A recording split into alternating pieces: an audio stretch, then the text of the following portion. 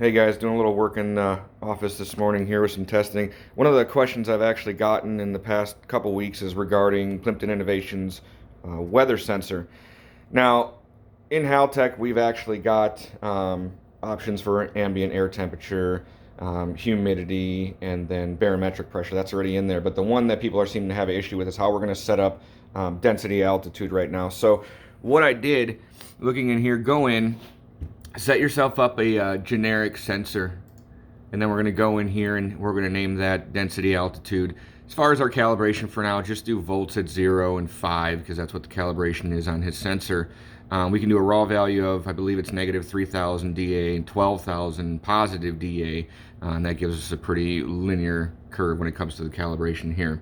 So once that's all set, I kind of have a test page up here, and I did generate like a generic ignition correction that people may want to use. These are very rough numbers. Don't go ahead and use these, but it's just an idea to what you have going on. So on the bench here, what we've got is AVI 1 is actually going to be our DA. So if we watch here, the voltage will change along with our DA will change with that also. So we know that the sensor calibration is all correct. That works great. Now moving over to this screen, we have a base ignition angle of 30 degrees.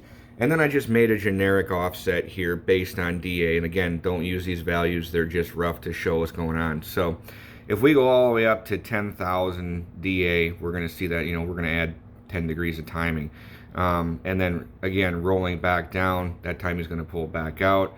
0 is 0. And then as we get into negative values, we might pull some timing out of it. Again, these are just rough values to show you guys how we can do some things. But I think it's going to help you guys out quite a bit. So any questions, either let me or Jimmy know.